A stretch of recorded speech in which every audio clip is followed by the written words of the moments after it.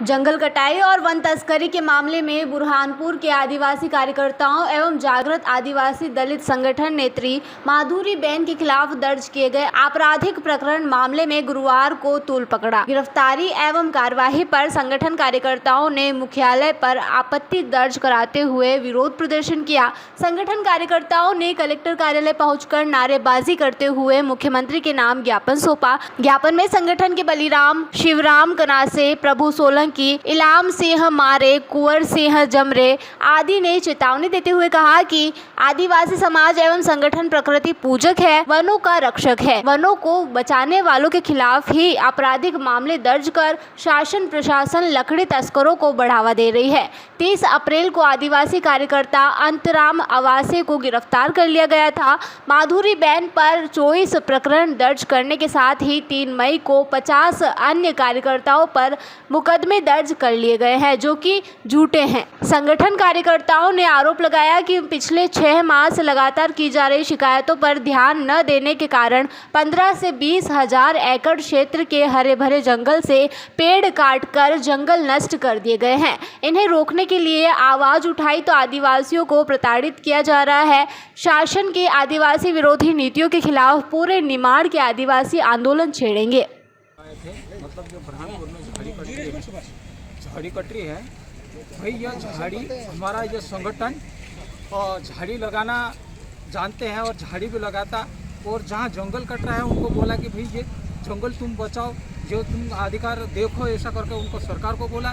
फिर सरकार कोई सोची ही नहीं, यानी फिर हम बचाने गए, उससे के ऊपर मतलब ये झूठा केस लगा दिया।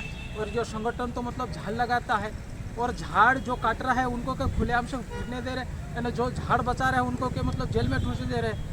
ये कौन सा नहीं, ये कौन सा नहीं हमारे साथ हो रहा है भाई? ऐसा ही होगा तो फिर हम तो ये पूरे नागरिक मतलब ऐसा दोषी माना जाएंगे नहीं झाड़ के मामले में। यही हमारा कहना है, यानी अगर ये ऐसा ही रहेगा तो फिर हम सभी उसके मामले में मतलब गिरफ्तारी देंगे, ये झाड़ी कटने के मामले में, कि झाड़ी भी सरकार कटवा रहे ना, हमारे ऊपर झूठा आरोप लगा रहे। कलेक्टर कार्यालय पे बुरहानपुर में जो अवैध वन कटाई हो रही थी उसके बारे में हमारे जागृत आदिवासी दलित संगठन के कार्यकर्ताओं जैसे माधुरी बेन है, हम जैसे सारे साथियों ने कई बार शासन प्रशासन को अवगत कराया और कहा कि जो अवैध वन कटाई हो रही है इसे रोका जाए, लेकिन शासन प्रशासन उस कटाई के ऊपर नहीं ध्यान दिया। शासन प्रशासन को हमने 13 बार तो ऐसे आवेदन आप दे चुके हैं और उनसे मौखिक भी कई बार असंख्य बार मौखिक भी बात की, लेकिन शासन प्रशासन उस चीज़ के ऊपर मोड़ रही। आखिरी में फिर बुरहानपुर कलेक्टर को घेराव किया और 3 दिन का घेराव करने के बाद में कलेक्टर कार्यालय को घेराव करने के बाद में शासन प्रशासन को नींद उड़ी और उन्होंने देखा तो उन्होंने सिर्फ सीधा ही संगठन के ऊपर आरोप लगाया और माधुरी बेन के ऊपर 24 केस दर्ज किए हैं और हमारे एक साथी अंतराम आवासे को झूठे केस में गिरफ्तार किया गया है। अगर ऐसा ही वन कटाई के बारे में चलता रहा तो हम पूरा समाज इस वन कटाई के गुनहगार हैं।